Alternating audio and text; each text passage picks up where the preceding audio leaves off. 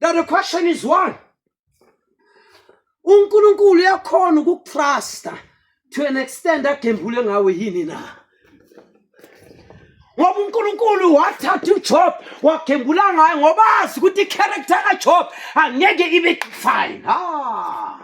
So ngomama gama uNkulunkulu wambamba uJob esitrofi wathi Satan ungayenza noma yini mara lo ngikunika yena. uNkulunkulu uyakhona ukwenza lento ngami nawe na. Athi lalela lo inciko yami noma ungabeka imali noma ungabeka abafazi noma ungabona ifame angeke angidisappoint. Can God do the same thing with you? Amen. Do you understand?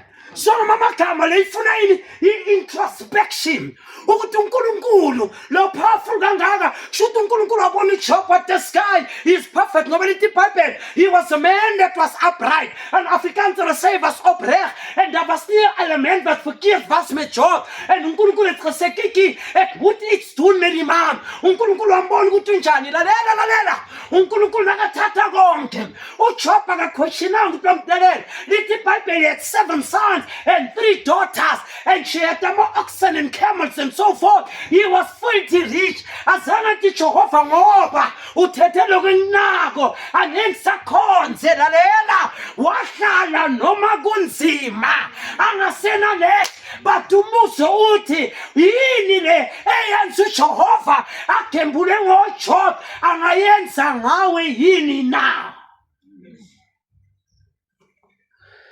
La uhlala khona, la usebenza khona. Bheka ilife oyiphilayo. Ubheka iwealth uNkulunkulu akunika yona. Bheka amakari uNkulunkulu akunika yona. Ubheka imali abantwana. Ubheka ikhampani oyiphethe. Noma kuphi. What will you do tomorrow, you Christian, if you wake up, it's no longer there? Oh, come on, let's come to reality, man. Amen.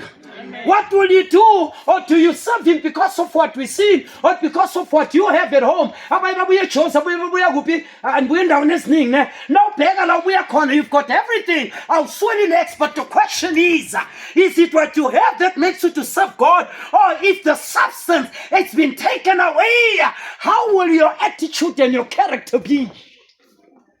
Did you know I'm going to explain. Oh,